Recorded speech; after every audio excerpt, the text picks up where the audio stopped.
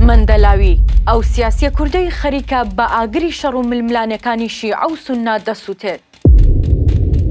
کوردێکی سەرمایەدار و سیاسەتمەدار لەسەر کورسی سوننەکان دانیشتووە. گرتەیەکی ڤیدیۆیی و جنێودانی بە پەرلەمانتارێکی سوننا ئاگری لە ناکۆکیەکان بەرداوە. 70,000 چەکداری کوردی هەیە و ملیاردێرە.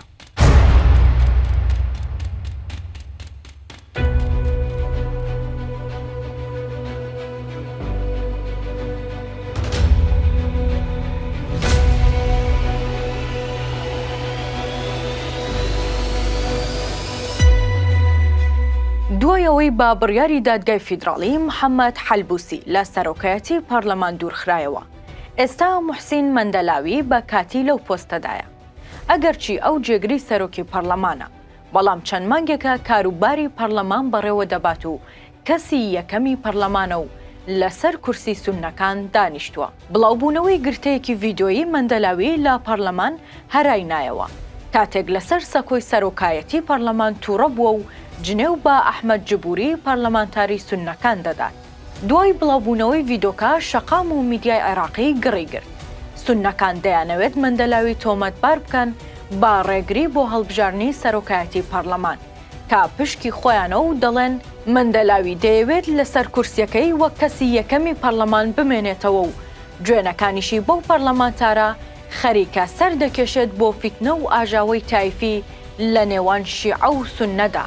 موحسین مەندەلاوی کە لەسەر پشکی چوارچێوەی هەماهەنگی کرا بە جێگری سەرۆکی پەرلەمان و دەوترێت کەسێکی نزیکی هادی عامریە، ملیاردەر و سەرمایەدار و بەم دواییانە هاتوۆتە ناو سیاسەتەوە و ئێستاش بووە بە ڕەقەمێکی دیاری گۆڕەپانی سیاسی عێراق و خاوەنی چەندین کۆمپانیا و زانکۆ و نەخۆشخانەیە و 70,000 چەکداری کوردی فەیلی هەیە، وەک دەوترێت سوپایەکی تایبەت بەخۆی هەیە. هەرچەندە موحسین مەندەلاوی لە هەڵبژاردنەکەی پەرلەمانی 3 ساڵ لەمەوبەر تەنها بە 5,000 دەنگ بووە پەرلەمانتاری سربەخۆ، بەڵام ئێستا خاوەنی هاوپەیمانیەکی سیاسیە بە ناوی ئەساس و لە هەڵبژاردنی پارێزگاکان دەنگی زۆری هێنا. موحسین مەندەلاوی لە ساڵی 1968 لە مەندەلی و لە خێزانێکی کوردی فەیلی لەدایک بووە. خێزانەکەی بازرگان بوون و بەو هۆیەوە خۆشی هەرزوو لە بەغدا بووە سەرمایەدارێکی دیار و زانکۆ و نەخۆشخانەکانی فەراهیدی دامەزراندووە کە لە چەند وڵاتێک لەقیان هەیە.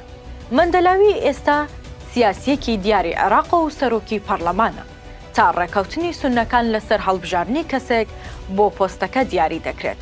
بەڵام دووە چەند مانگێک ململانەیە پێناچێت سوننەکان بگەنە چارەسەر و تەنها ساڵێکیشی ماوە خولی پەرلەمان کۆتایی بێت.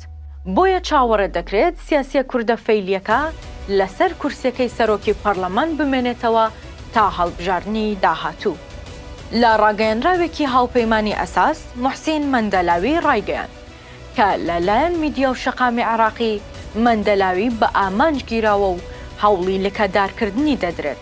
هەروەها هاوپەیمانیەکە ڕەتی دەکاتەوە کە مەندەلاوی بووبێتە ڕێگر و هۆکاری کێشە بۆ ناو ماڵی سوننەکان و ململانەکان لەسەر پۆستی سەرۆکی پەرلەمان.